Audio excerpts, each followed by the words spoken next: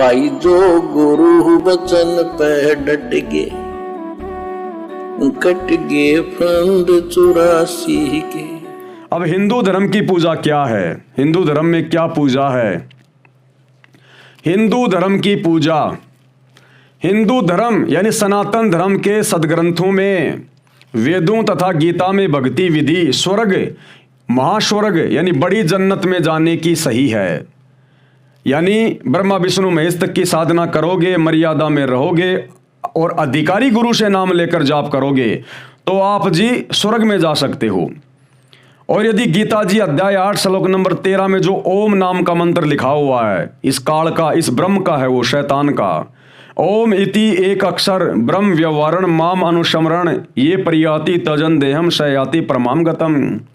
गीता का ज्ञान देते समय ये कह रहा है कि अर्जुन, मेरा तो एक ओम नाम का मंत्र है, जो अंतिम श्वास तक मेरी मर्यादाओं में रहता हुआ इस ओम नाम का जाप करेगा, वो शरीर छोड़ने के बाद में मेरे ब्रह्मलोक में आ जाएगा। यानी स्वर्ग से ऊपर महास्वर्ग, महास्वर्ग को कहते हैं ब्रह्मलोक। और जब तक उसकी ओम नाम की कमाई रहेगी, उसकी भक्ति कमाई रहेगी, तब तक वो महास्वर्ग में रहेगा, ब्रह्मलोक में रहेगा। उसके बाद ये खुद गीता का ज्ञान देते समय ये शैतान, ये ब्रह्म अध्याय 8 श्लोक नंबर 16 में कह रहा है कि ब्रह्मलोक पर्यंत सर्वलोक पुनरावर्ती में है। यानी ब्रह्मलोक में गया हुआ साधक भी अपना कर्म भोग के वापस नीचे आएगा, गधा कुत्ता बनेगा, नरक में ठोका जाएगा। तो शैतान तक की साधना केवल यहीं तक की है, वही जन्म मरण का चक्कर सदा बना रहेगा, परंतु पूर्ण मोक्ष प्राप्ति की नहीं है। यानी शैतान की साधना, गीता और वेदों में जो साधना है वो पूर्ण मोक्ष प्राप्ति की नहीं है, जिस कारण से जन्म मृत्यु का चक्कर साधक का यानी भगत का बना रहता है। वेदों व गीता वाली साधना एक ही है, क्योंकि श्रीमद् भगवत गीता में वेदों वाला ही ज्ञान शॉर्ट में कहा है। अधिकतर हिंदू पितृ पूजा, भूत पूजा आदि की करते हैं, देवताओं यानी श्री शिव जी तथा श्री विष्णु जी की पूजा भी करते हैं। गीता अध्याय 9 श्लोक नंबर 25 में गीता ज्ञान देने वाले प्रभु ने स्पष्ट किया है कि जो पितृ पूजा करते हैं, यानी जो हिंदू भाई बहन जो ये श्राद्ध वगैरह निकालते हैं, समाधि पूजते हैं, इसको कहते हैं पितृ पूजा। जो पितृ पूजा करते हैं, कहाँ लिखा हुआ है? गीता अध्याय 9 श्लोक नंबर 25 में। जो पितृ पूजा करते हैं वे पितृ योनि प्राप्त करके पितृलोक में चले जाते हैं, यानी भूत प्रेत बन जाते हैं। भूत प्रेत पूजा करने वाले भूत बनकर भूतों में रहते हैं। कुछ शिव के लोक में रहते हैं जो शिव जी के उपासक होते हैं। प्रत्येक देवता के लोक में पितृलोक है, उसी में भूत व गण तथा पितर रहते हैं। जैसे एक बड़े अधिकारी की कोठी में उसका रसोईया भी रहता है, उसके सिक्योरिटी गार्ड भी रहते हैं, उसकी झाड़ू वाड़ू निकालने वाले भी रहते हैं, लेकिन जो सुविधा उस अफसर को होती है, उस अधिकारी को होती है, वो सुविधा उसके कर्मचारियों को नहीं होती। तो ये छोटी मोटी साधना करके ये लोग क्या करते हैं? शिव जी के लोक में चले जाते हैं, ब्रह्मा जी के लोक में, विष्णु जी के लोक में चले जाते हैं।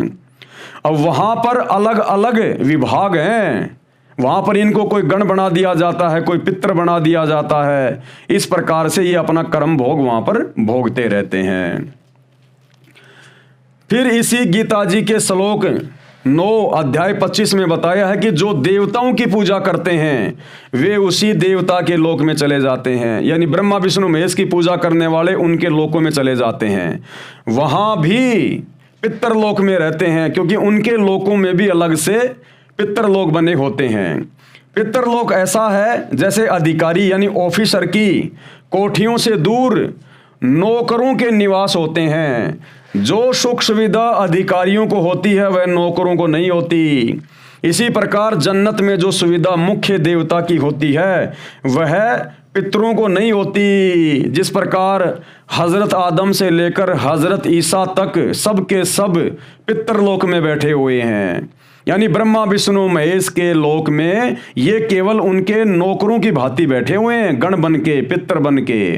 जो सुविधा ब्रह्मा विष्णु महेश को है वो सुविधा हजरत आदम से लेकर और हजरत ईसा जी को नहीं है।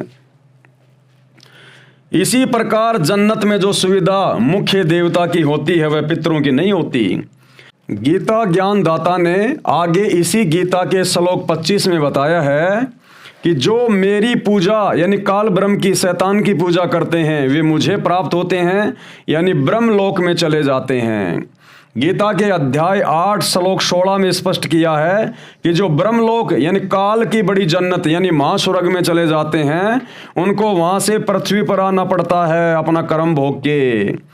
उनका भी जन्म मृत्यु का चक्कर कभी समाप्त नहीं होता। जो गुरु वचन पे डट गे, कट गे फंद 84 के, कट गे फंद 84 के, कट गे फंद 84 के।